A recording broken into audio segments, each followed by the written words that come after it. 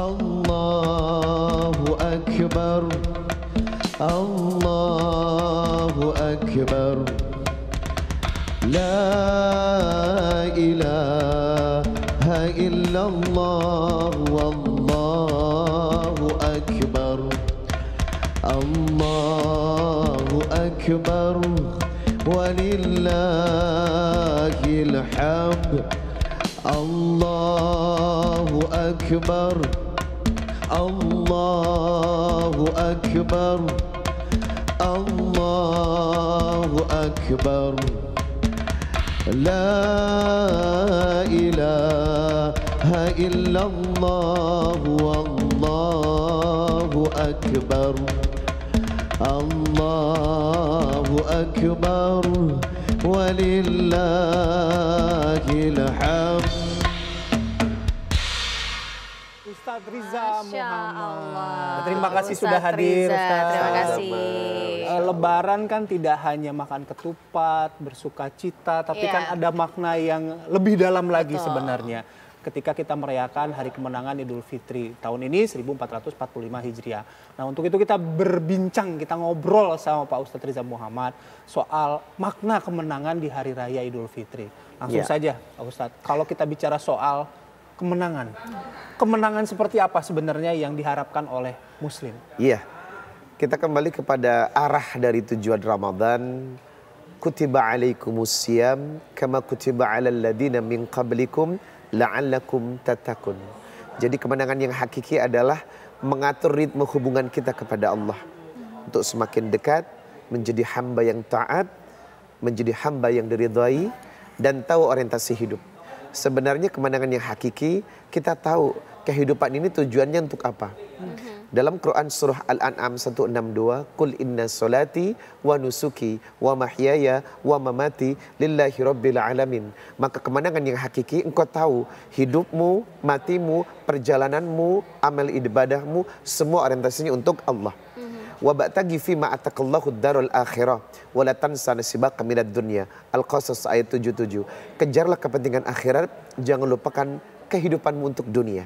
Maka kemenangan yang hakiki adalah menjadi hamba Allah yang loyal dalam beribadah. Wa ma khalaqtul jinna wal insa illa liya'budun. Sehingga tahu kehidupannya menuju kampung akhirat sebenarnya. Yang kedua, kemenangan hakiki menjadikan kita orang yang baik, lebih berakhlak, santun, menjaga hati, tidak mudah mencaci, tidak mudah menghina, memaafkan, tidak membuli dan lain sebagainya. Nah, takwa dan akhlak inilah sejatinya pencapaian Ramadan yang maksimal setelahnya. Nah, Ustadz, kita berbicara mengenai tadi Ustadz menyinggung menjadi manusia lebih baik lagi dan pencapaian di ketika Ramadan. Ketika Ramadan itu kan ketika kita melepas Ramadan dan masuk ke hari kemenangan, ada juga beberapa penyesalan gitu ya. Misalnya ada karena kita kesibukan, kita juga belum ibadah full, jadi ada sedih-sedihnya juga gitu Ustadz. Nah, sebenarnya ketika kita meninggalkan Ramadan itu untuk mencapai hari kemenangan itu, ketika kita merasa belum lebih baik nih, itu harusnya seperti apa tuh Ustadz? Iya. Ramadan itu bisa diraih dan dicapai dengan satu rasa. Kalau ada rasa kayaknya kita belum baik deh dan ada mampu untuk memperbaikinya dan mau, itu lebih bagus daripada orang yang tidak merasa sama sekali. Sebab kullu bani adam khata' wa khairu khata'inna tawwabun. Setiap manusia itu kerap berbuat salah, tetapi yang baik bukan yang tidak bersalah, tetapi yang bersalah dan dia mengakuinya dan mampu untuk memperbaikinya. Nah, perasaan itu saja sudah mewakili kemenangan yang hakiki.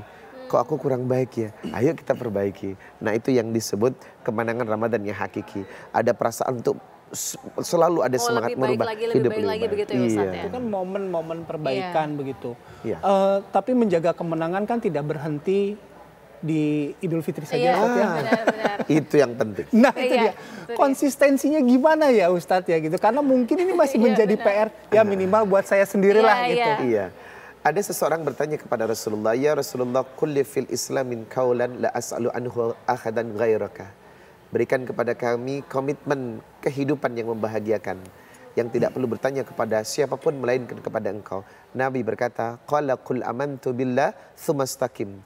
Jagalah keimananmu kepada Allah dan istiqamah, yang disebut konsisten. Nah, sebenarnya orang harus terangsang nih mendengar kata istiqamah. Quran surah Fussilat ayat 30. Innal ladzina qalu rabbunallah tsumma istaqamu tatanazzalu alaihimul malaikatu alla takhafu wa la tahzanu wa absyiru bil jannati allati kuntum tu'adun. Orang yang istiqamah, Allah mengutus malaikat untuk mendoakannya dan menjaganya. Wala takhafu wala tahzanu. Jaminannya adalah tidak pernah takut dan tidak pernah bersedih. Orang yang istiqamah identik dekat dengan Allah dan dekat dengan pertolongan Allah. Benefit yang kita terima, istiqomah di jalan Allah dengan kebaikan dan membawa nilai Ramadan dalam kehidupan setelah Ramadan, maka engkau akan selalu ditolong sama Allah. Sekarang pertanyaannya, siapa sih yang gak mau ditolong sama Allah? Iya. Nah, pertolongan akan datang ketika kita meraih istiqomah. Iya, Ustadz, apa ya kira-kira yang bisa kita lakukan? Karena kita kepengennya kan tetap suci, yang tadi Bayu bilang tetap istiqomah. Nah, kita harus bercermin dari diri sendiri. Apa yang kira-kira harus kita jaga untuk terus istiqomah dalam ibadah dan lain sebagainya. Dan juga berbuat baik ke sesama gitu. Iya, yang pertama adalah tazkiyatun nufus. Kontrol hati. Oke. Jadi hati ini adalah remote yang menentukan seseorang ke depannya. Itu kenapa tazkiyatun nufus harus selalu dijaga dan kita punya terapinya setiap saat. Nah, hati inilah yang menentukan kita ke depannya. Bagaimana cara selalu mengontrol hati? Jangan tinggalkan sholat tahajud. Oh, Masya Allah.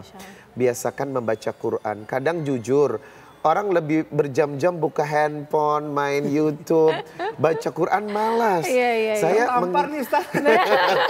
Saya mengikuti jejak Abu Bakar, setiap 3 hari sekali hatam Quran.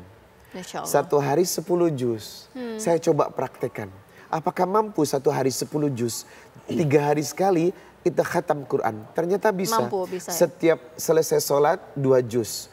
Habis subuh 2 juz, duhur 2 juz, asar 2 juz, maghrib 2 juz, isya 2 juz. 1 hari 10 juz, 3 hari sekali hatam 30 juz. Ternyata menikmati bacaan Quran itu lezatnya luar biasa. Dan itu adalah melembutkan hati. Orang yang banyak membaca Quran itu sangat melembutkan hati. Itu kenapa salah satunya sholat tahajud, baca Quran, sedekah, itu bagian daripada terapi hati yang membuat kita istiqomah dengan nilai-nilai kebaikan. Nah, yang kedua adalah memaksakan diri untuk berada di ritme ibadah. 1 bulan terawih jaga benar. Kadang nih 1 bulan terawih malam Idul Fitri tahajudnya lewat. Bablas ya. Ya Allah, sayang banget. Padahal dalam hadis riwayat Ibnu Hibban, innallaha yubghidu kullah.